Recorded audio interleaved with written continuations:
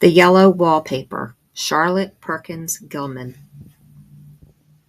It is very seldom that mere ordinary people like John and myself secure ancestral halls for the summer.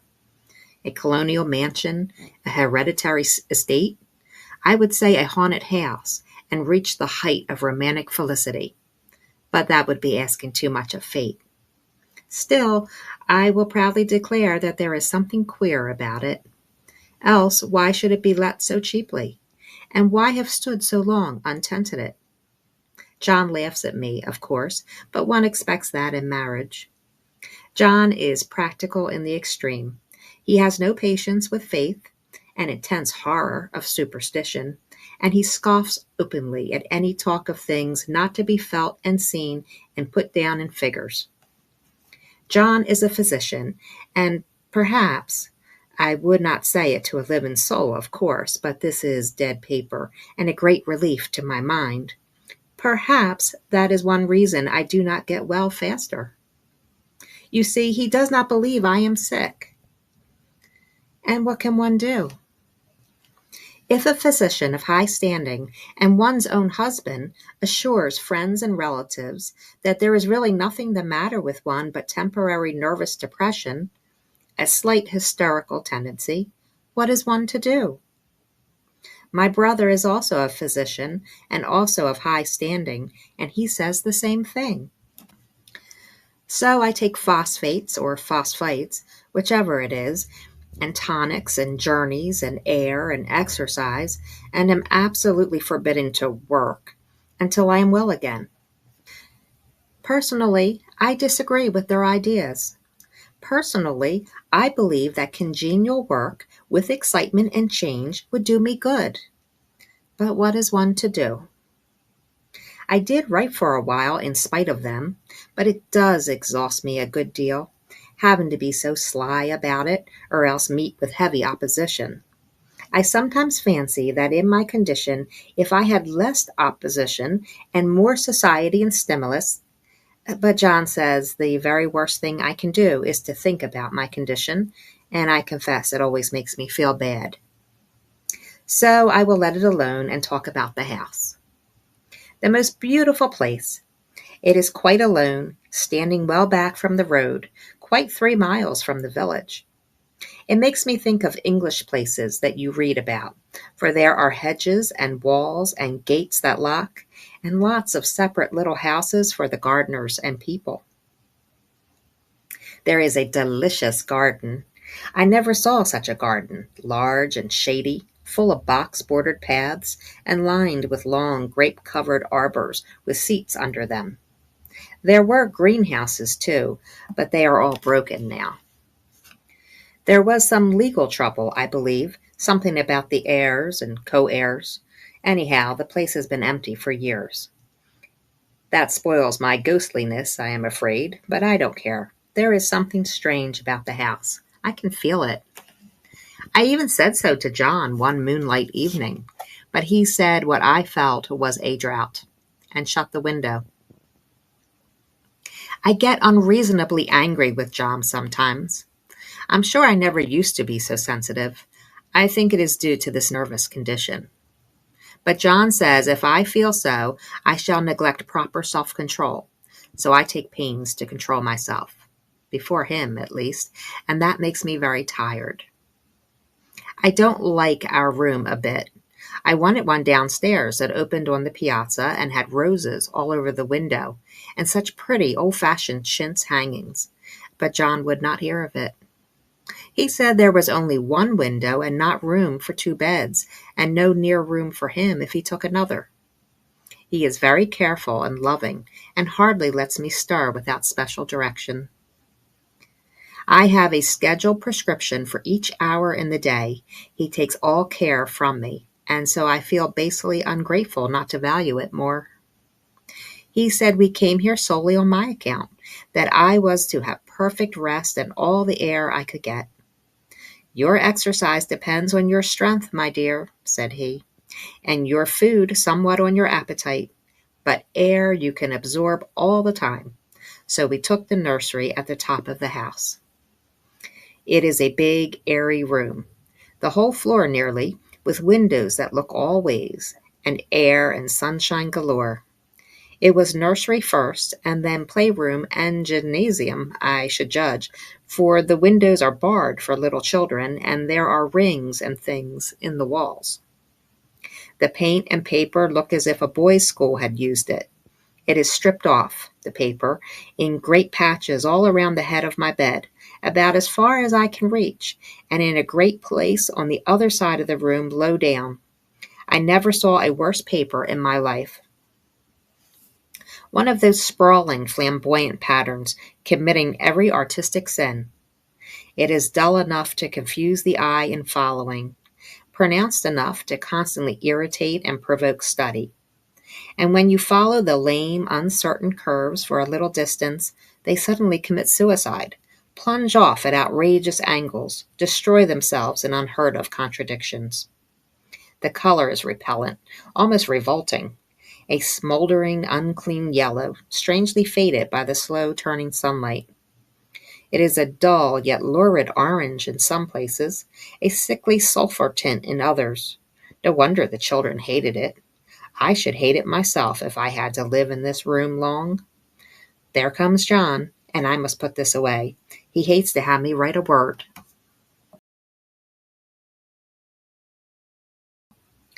We have been here 2 weeks, and I haven't felt like writing before since that first day. I am sitting by the window now, up in this atrocious nursery, and there is nothing to hinder my writing as much as I please, save lack of strength. John is away all day, and even some nights when his cases are serious. I am glad my case is not serious. But these nervous troubles are dreadfully depressing. John does not know how much I really suffer. He knows there is no reason to suffer, and that satisfies him. Of course, it is only nervousness. It does weigh on me so not to do my duty in any way. I meant to be such a help to John, such a real rest and comfort, and here I am a comparative burden already. Nobody would believe what an effort it is to do what little I am able, to dress and entertain and order things.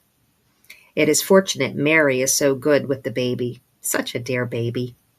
And yet I cannot be with him. It makes me so nervous.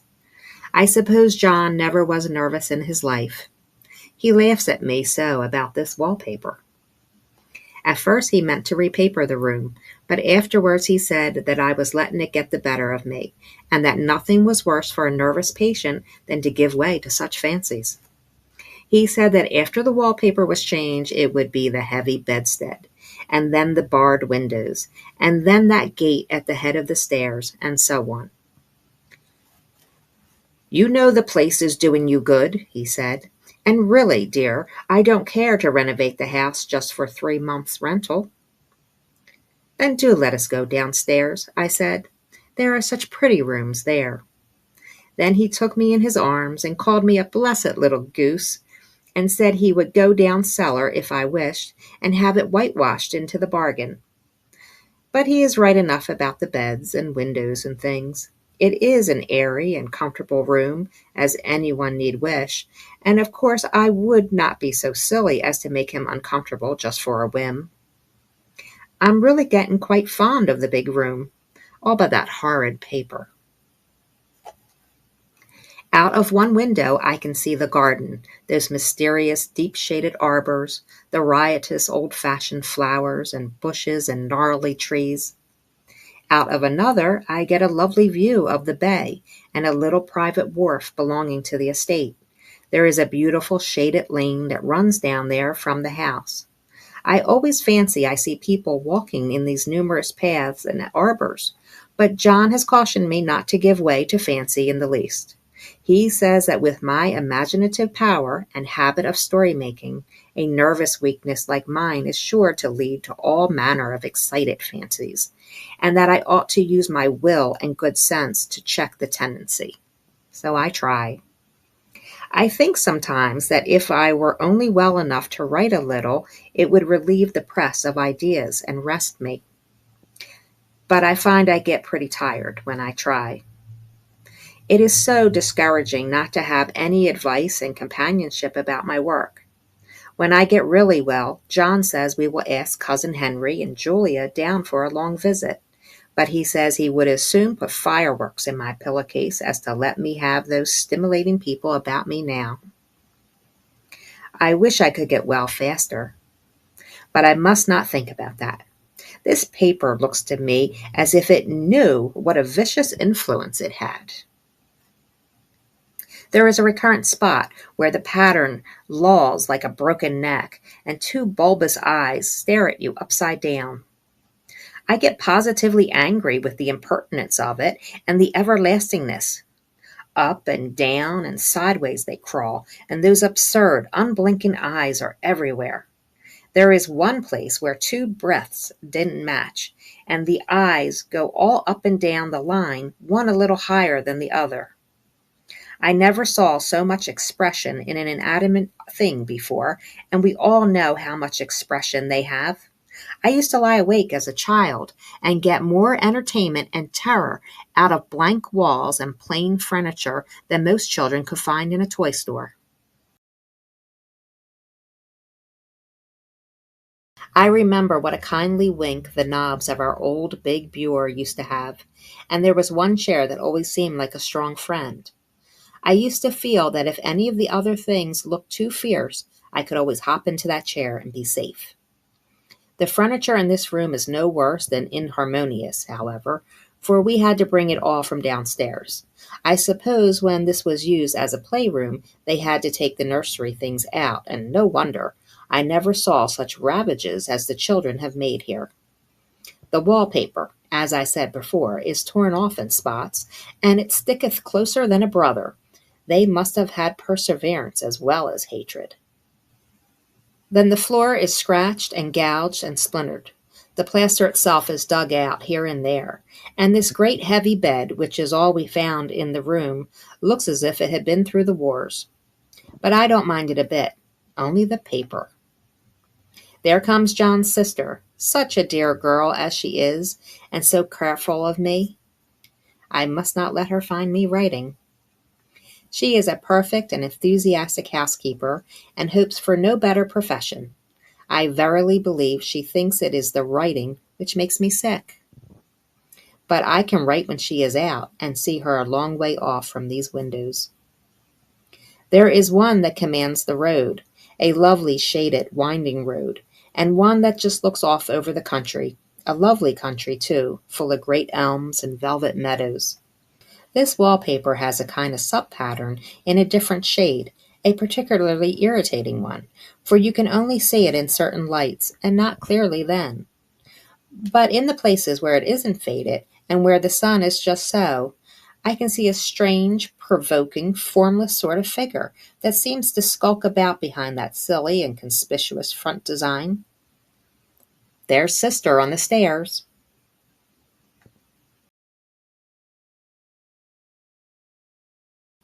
Well, the 4th of July is over.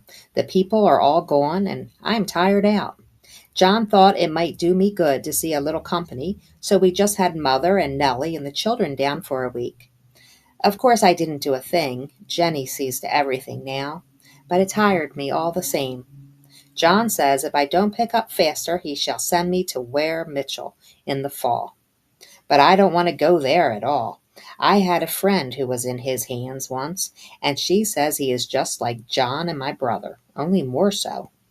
Besides, it is such an undertaking to go so far. I don't feel as if it was worthwhile to turn my hand over for anything, and I'm getting dreadfully fretful and querulous. I cry at nothing and cry most of the time. Of course, I don't when John is here, or anybody else, but when I am alone. And I am alone a great deal just now. John is kept in town very often by serious cases, and Jenny is good and lets me alone when I want her to. So I walk a little in the garden or down the lovely lane, sit on the porch under the roses, and lie down up here a great deal. I'm getting really fond of the room in spite of the wallpaper, perhaps because of the wallpaper. It dwells in my mind so. I lie here on this great immovable bed, it is nailed down, I believe, and follow that pattern about by the hour. It is as good as gymnastics, I assure you. I start, we'll say, at the bottom, down in the corner over there where it has not been touched, and I determine for the thousandth time that I will follow the pointless pattern to some sort of a. I know a little of the principle of design, and I know this thing was not arranged on any laws of radiation or alternation or repetition or symmetry or anything else that I ever heard of. It is repeated, of course, by the breaths, but not otherwise. Looked at in one way, each breath stands alone, the bloated curves and flourishes, a kind of debased Romanesque, with delirium tremens, go waddling up and down in isolated columns of fatuity. But, on the other hand, they connect diagonally, and the sprawling outlines run off in great slanting waves of optic horror, like a lot of wallowing seaweeds in full chase. The whole thing goes horizontally, too, at least it seems so, and I exhaust myself in trying to distinguish the order of its going in that direction. They have used a horizontal breath for a frieze, and that adds wonderfully to the confusion. There is one end of the room where it is almost intact, and there, when the cross lights fade and the low sun shines directly upon it, I can almost fancy radiation after all. The interminable grotesques seem to form around a common center and rush off in headlong plunges of equal distraction. It makes me tired to follow it. I will take a nap, I guess.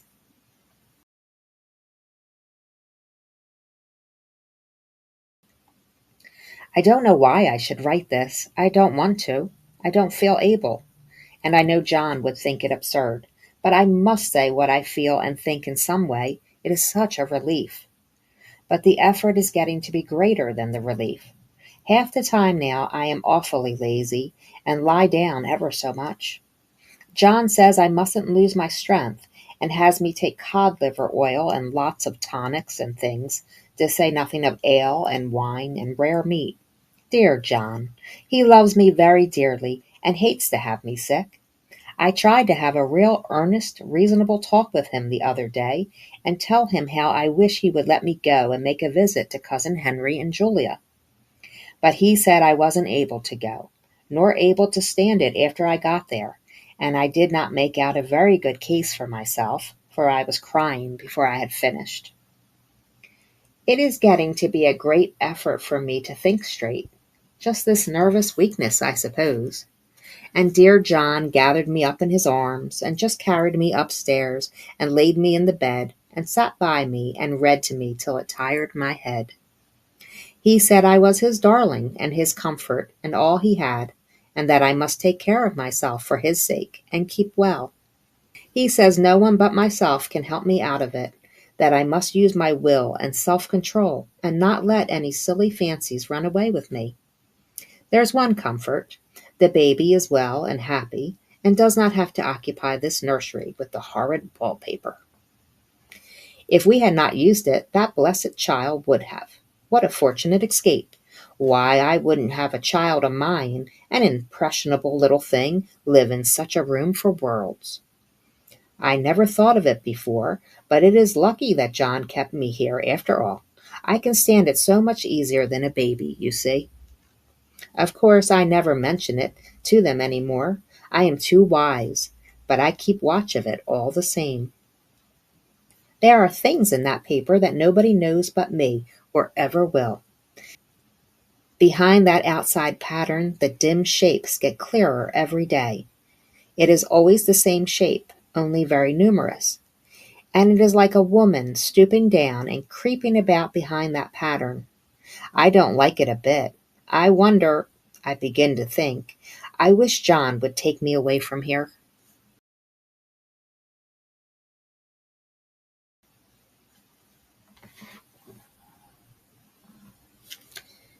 It is so hard to talk with John about my case, because he is so wise and because he loves me so. But I tried it last night. It was moonlight. The moon shines in all around just as the sun does. I hate to see it sometimes. It creeps so slowly and always comes in by one window or another. John was asleep, and I hated to waken him, so I kept still and watched the moonlight on the undulating wallpaper till I felt creepy. The faint figure behind seemed to shake the pattern, just as if she wanted to get out. I got up softly and went to feel and see if the paper did move, and when I came back, John was awake. "What is it, little girl?" he said. "Don't go walking about like that. You'll get cold." I thought it was a good time to talk, so I told him that I really was not gaining here, and that I wish he would take me away. "Why, darling," said he, "our lease will be up in 3 weeks, and I can't see how to leave before. The repairs are not done at home, and I cannot possibly leave town just now. Of course, if you were in any danger, I could and would. But you really are better, dear, whether you can see it or not. I am a doctor, dear, and I know. You are gaining flesh and color. Your appetite is better. I feel really much easier about you." "I don't weigh a bit more," said I, "nor as much, and my appetite may be better in the evening when you are here, but it is worse in the morning when you are away." "Bless her little heart," said he with a big hug. "She shall be as sick as she pleases. But now let's improve the shining hours by going to sleep, and talk about it in the morning." "And you won't go away?" I asked gloomily. "Why, how can I, dear? It is only 3 weeks more, and then we will take a nice little trip of a few days while Jenny is getting the house ready. Really, dear, you are better." "Better in body, perhaps," I began, and stopped short, for he sat up straight and looked at me with such a stern, reproachful look that I could not say another word. "My darling," said he, "I beg of you, for my sake and for our child's sake, as well as for your own, that you will never for one instant let that idea enter your mind. There is nothing so dangerous, so fascinating to a temperament like yours.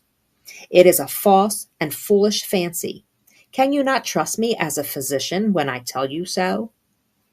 So, of course, I said no more on that score, and we went to sleep before long. He thought I was asleep first, but I wasn't. I lay there for hours trying to decide whether that front pattern and the back pattern really did move together or separately.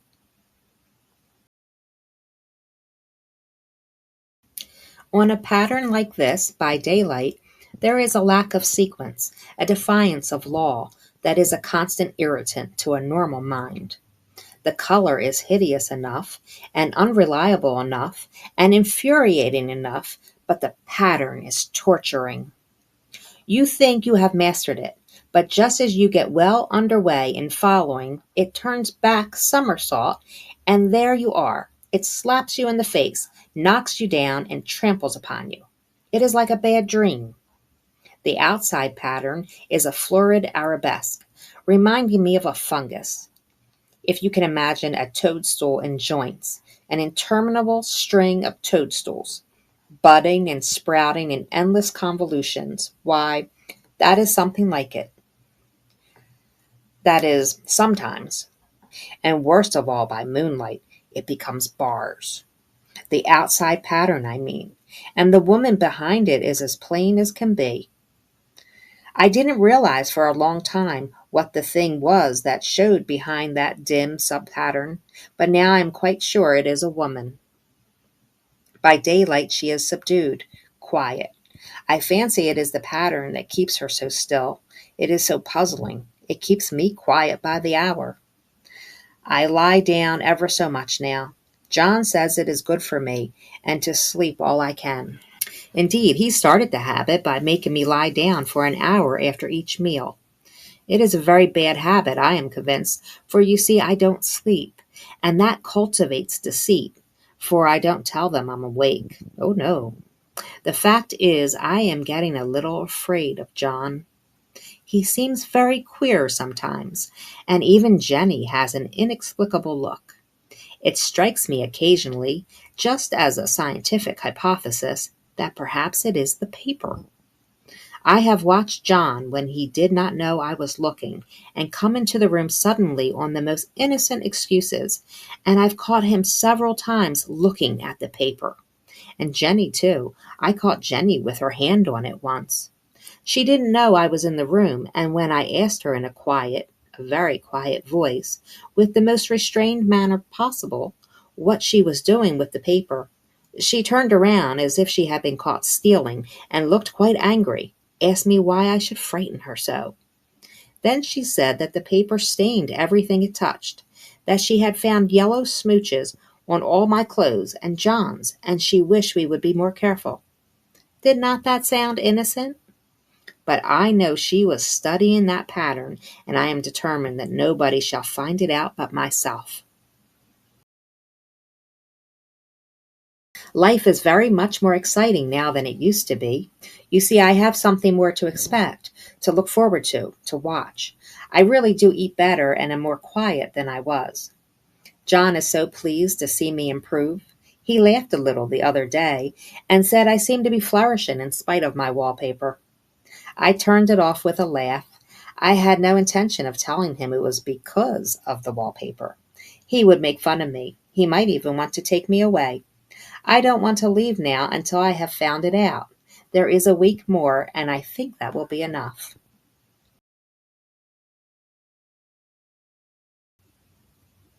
I'm feeling ever so much better. I don't sleep much at night, for it is so interesting to watch developments, but I sleep a good deal in the daytime. In the daytime, it is tiresome and perplexing. There are always new shoots on the fungus and new shades of yellow all over it. I cannot keep count of them, though I have tried conscientiously. It is the strangest yellow, that wallpaper. It makes me think of all the yellow things I ever saw, not beautiful ones like buttercups, but old, foul, bad yellow things. But there is something else about that paper, the smell. I noticed it the moment we came into the room, but with so much air and sun it was not bad. Now we have had a week of fog and rain, and whether the windows are open or not, the smell is here. It creeps all over the house. I find it hovering in the dining room, skulking in the parlor, hiding in the hall, lying in wait for me on the stairs. It gets into my hair. Even when I go to ride, if I turn my head sudden and surprise it, there is that smell. Such a peculiar odor, too. I have spent hours in trying to analyze it, to find what it smelled like. It is not bad, at first, and very gentle, but quite the subtlest, most enduring odor I ever met. In this damp weather, it is awful. I wake up in the night and find it hanging over me. It used to disturb me at first. I thought seriously of burning the house to reach the smell. But now I am used to it. The only thing I can think of that it is like is the color of the paper, a yellow smell. There is a very funny mark on this wall, low down near the mopboard, a streak that runs around the room. It goes behind every piece of furniture except the bed, a long, straight, even smooch, as if it had been rubbed over and over. I wonder how it was done, and who did it, and what they did it for. Round and round and round, round and round and round. It makes me dizzy.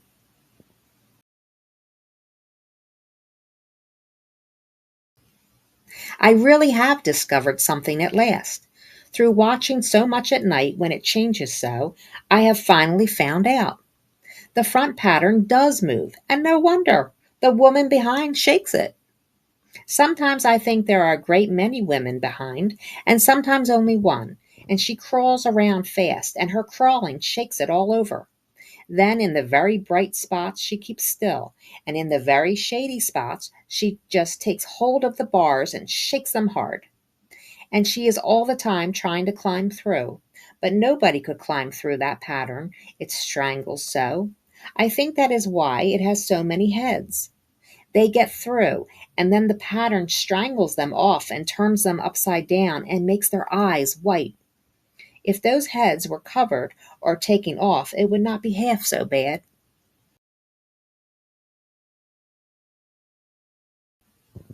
I think that woman gets out in the daytime, and I'll tell you why, privately. I've seen her. I can see her out of every one of my windows. It is the same woman, I know, for she is always creeping, and most women do not creep by daylight. I see her in that long shaded lane, creeping up and down. I see her in those dark grape arbors, creeping all around the garden. I see her on that long road under the trees, creeping along, and when a carriage comes, she hides under the blackberry vines. I don't blame her a bit. It must be very humiliating to be caught creeping by daylight. I always lock the door when I creep by daylight. I can't do it at night, for I know John would suspect something at once. And John is so queer now that I don't want to irritate him. I wish he would take another room. Besides, I don't want anybody to get that woman out at night but myself. I often wonder if I could see her out of all the windows at once. But, turn as fast as I can only see out of one at a time. And though I always see her, she may be able to creep faster than I can turn. I have watched her sometimes away off in the open country, creeping as fast as a cloud shadow in a high wind.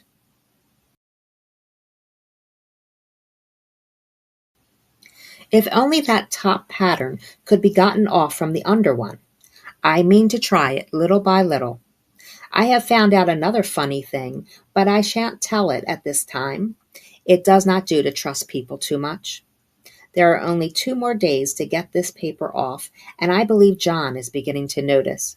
I don't like the look in his eyes. And I heard him ask Jenny a lot of professional questions about me. She had a very good report to give. She said I slept a good deal in the daytime. John knows I don't sleep very well at night, for all I'm so quiet. He asked me all sorts of questions, too, and pretended to be very loving and kind, as if I couldn't see through him. Still, I don't wonder he acts so, sleeping under this paper for 3 months. It only interests me, but I feel sure John and Jenny are secretly affected by it.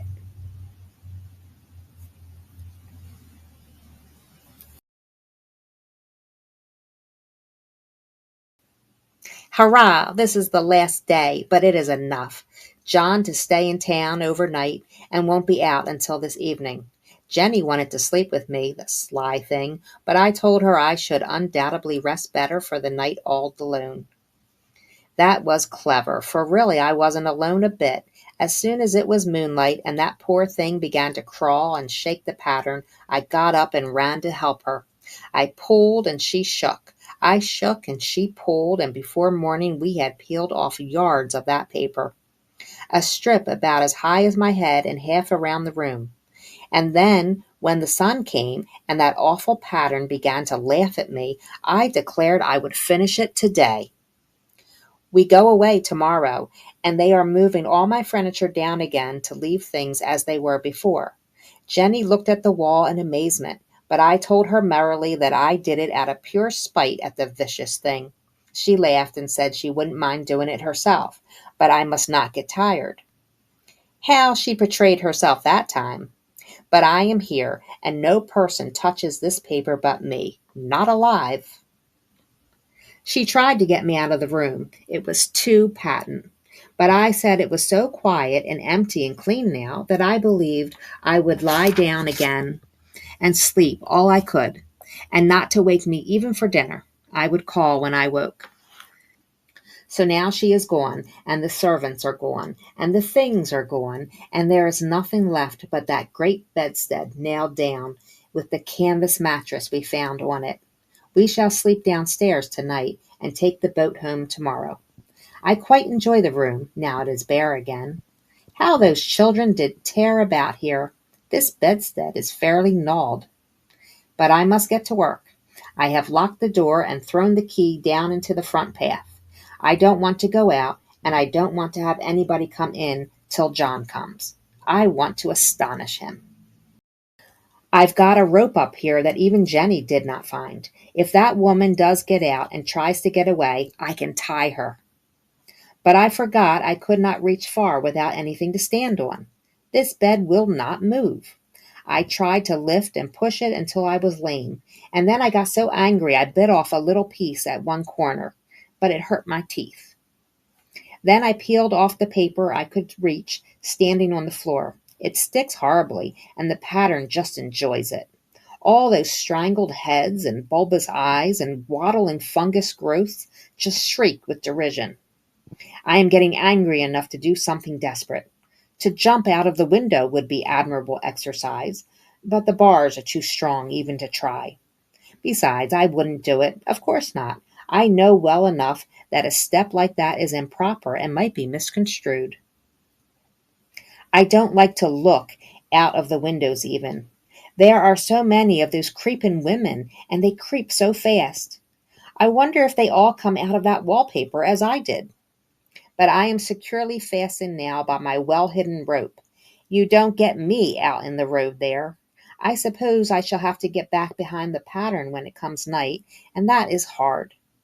It is so pleasant to be out in this great room and creep around as I please. I don't want to go outside. I won't, even if Jenny asks me to. For outside you have to creep on the ground and everything is green instead of yellow.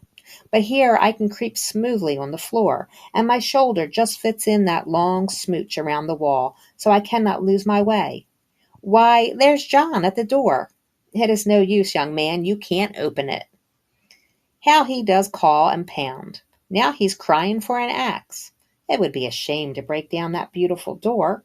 John, dear, said I in the gentlest voice, the key is down by the front steps, under a plantain leaf. That silenced him for a few moments. Then he said, very quietly indeed, open the door, my darling. I can't, said I. The key is down by the front door, under a plantain leaf. And then I said it again several times, very gently and slowly, and said it so often that he had to go and see. And he got it, of course, and came in. He stopped short by the door. What is the matter? He cried. For God's sake, what are you doing? I kept on creeping just the same, but I looked at him over my shoulder. I've got out at last, said I, in spite of you and Jane, and I've pulled off most of the paper, so you can't put me back. Now why should that man have fainted? But he did, and right across my path by the wall, so that I had to creep over him every time.